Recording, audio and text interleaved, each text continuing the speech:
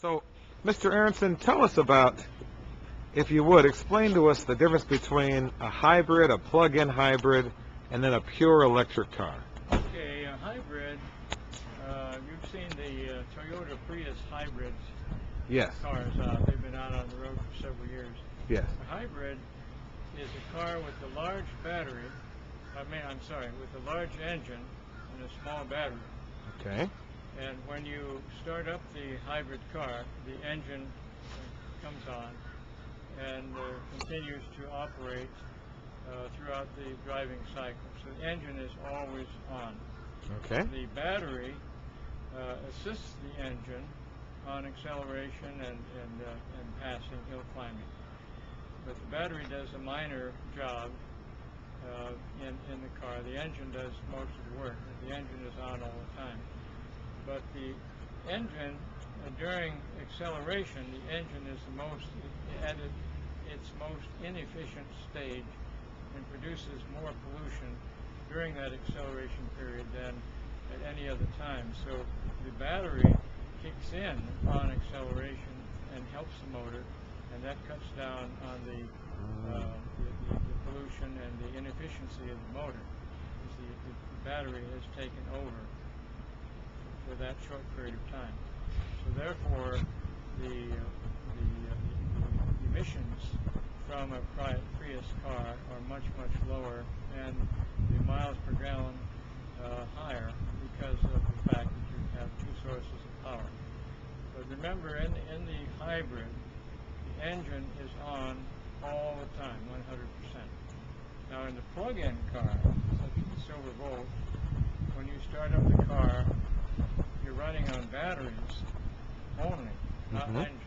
Oh, okay. So you okay. can go 146 miles on the battery before the engine kicks in.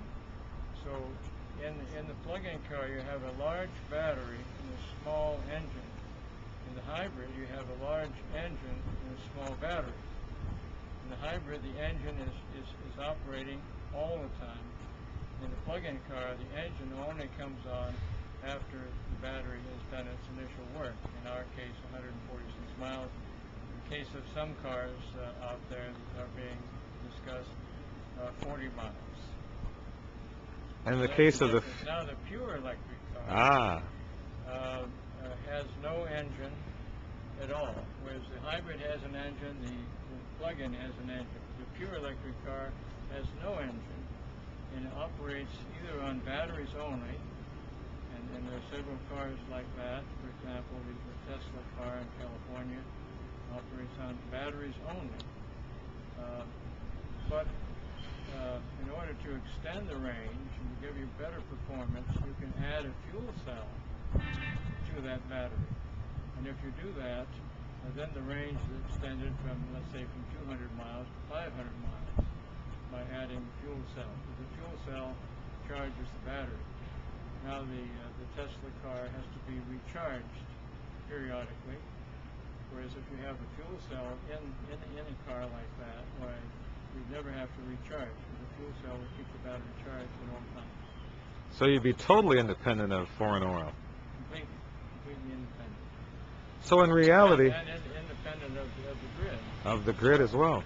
So in reality, Apollo Energy Systems has come up with an actual solution, not just something to assuage the conscience of the public temporarily. That's right. We have the ultimate solution, and it's just a question now of getting from here to there, evolving into it, All right. Thank you, Mr. Aronsson. Any questions for the gallery? No? All right. That concludes our tour. And we'll give you more information on how you can get involved and participate in the future, which is now.